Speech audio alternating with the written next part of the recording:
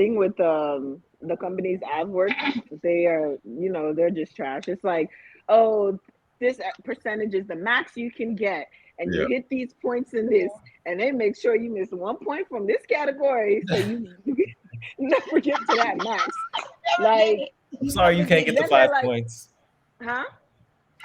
I said, I'm sorry you can't get the whole 5 points. You're getting 3.5. Remember that one time that we had to give you that one verbal intervention because you had a couple of late, but you didn't even max. Yeah. You didn't even go over your max, but we remember we had to give you that verbal. Like, it's like, are you Mhm. serious, bitch? So I don't know. The companies I've worked for, they've always had a cap. And I know you can probably argue it over, but I don't know. I'm like, I'll just leave if that's the case, to be honest. I don't know. It's always like, I this is never the really max had to. percentage everyone could get.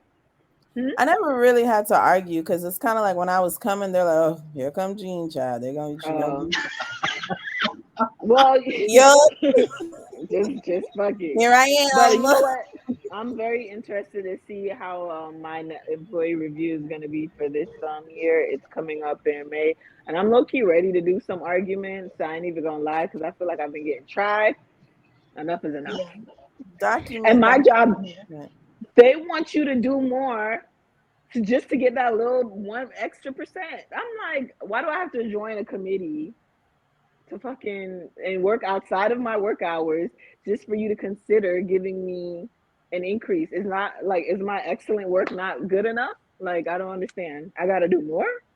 I will say two things. One, well, let me start. Okay, two. This is probably gonna go off on a tangent. I'm sorry.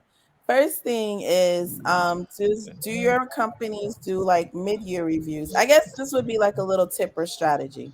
If your companies do mid-year reviews, or if you get a mid-year review, always ask your evaluator, what can I do? Am I heading towards meeting or exceeding expectations? That's one Mm-hmm. question.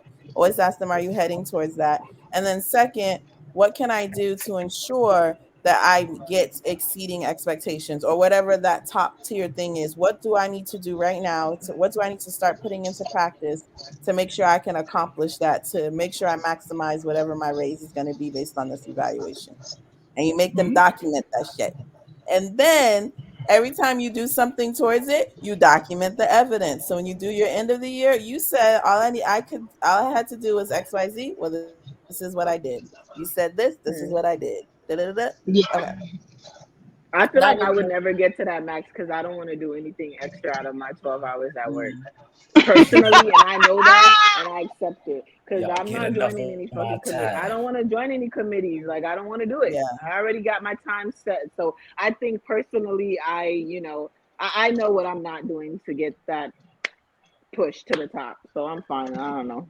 And there's nothing wrong with that. And There's I mean, Yeah. as a people leader, um, you'll often manage people who are content with where they are and getting their paycheck, and that's what they want. They want to come in, do their job, get it done. And then you Yeah. have people who you have to work with and develop because they have aspirations to go to the next level, or Hmm. they may be bored and you need to re-engage them. So you got to give them some projects or let them lead some stuff just to keep them engaged, as well as doing Hmm. their normal duties. Their normal duties.